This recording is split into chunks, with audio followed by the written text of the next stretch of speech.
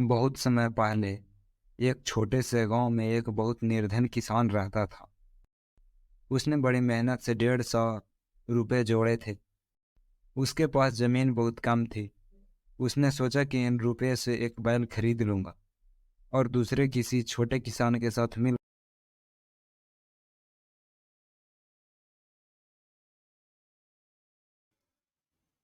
कुछ दिनों बाद पास के कस्बे में जानवरों का मेला लगा। किसान बैल खरीदने मेले में गया। बहुत कोशिश करने के बाद उसे एक बूढ़ा बैल मिल गया। अच्छी नस्ल का तो था ही, एबदार भी नहीं था। किसान ने सोचा यह ठीक रहेगा, काम ही तो लेना है। बैल खरीदने के पश्चात वह अपने गांव की ओर चल दिया। रास्ते में एक छोटी सी बस्ती पड़ती थी। किसान ने रात बिताने के लिए वही जगह चुनी और एक जमींदार के बाड़े में पहुंचा। वो ठिकाना एक ऐसे आदमी का था जो कि ठगी तथा चोरी किया करता था। ठग के चार हट्टे कट्टे लड़के भी थे जो बहुत चुस्त तथा चालाक थे। चारों लड़कों ने किसान को देखा और समझ गए कि यह भोला भाला है, इसे आसानी से ठगा जा सकता है। उन्होंने किसान से बैल देने को कहा। भाव तोल होने लगा। किसान सोच रहा था कि 20-30 रुपए का लाभ हो जाए तो बुराई ही क्या है।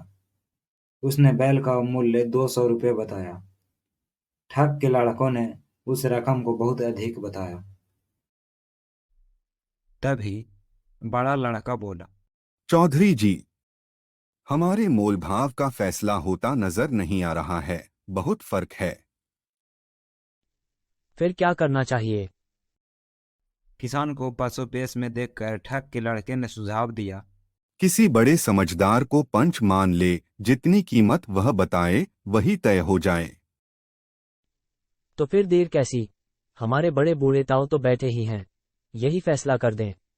भोले किसान ने बूढ़े की ओर लक्ष्य करके कहा। उसे क्या पता था कि वह ठगों के जाल में फंसता जा रहा था। उधर ठग तथा उसके लड़के मन ही मन बहुत खुश हुए। वह तो चाहते ही थे कि किसान किसी प्रकार से उनके बूढ़े पिता को ही पंच बना ले। बूढ़ा ठग बात को पक्की करना चाहता था। वह बेरुखी से बोला, नहीं भैया, मैं नहीं पड़ता इन सब चक्कर में।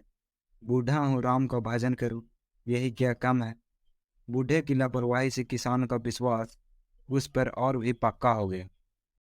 वह श्रद्धा से बोला, ताऊ जी, आप बड़े हैं, समझदार हैं, जो भी मोल आप आंक देंगे मंजूर होगा।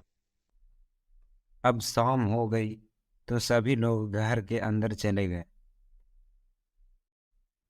बूढ़े ठग ने बड़ी गंभीरता से शांत स्वभाव दिखाते हुए कहा, भाई देखो, अब तो तुम फरीक मान रहे हो, लेकिन कलयुग है। आज के जमाने में पंचों की मिट्टी पलित हो गई है।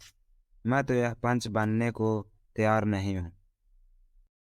किसान बोला, नहीं ताऊ जी, आप जो भी निर्णय देंगे हम खुशी से मानेंगे। तो सुनो भाई दोनों फरीक, चाहे मैं जो भी फैसला दूं तुम्हें मानना होगा। सारे एक स्वर में बोले, ठीक है। ठीक है। बूढ़ा ठाक किसान को गहराई से निहारते हुए कहने लगा, देख भाई किसान, मैं तेरे बैल की कीमत 2 पैसे बताऊंगा, तो क्या करेगा?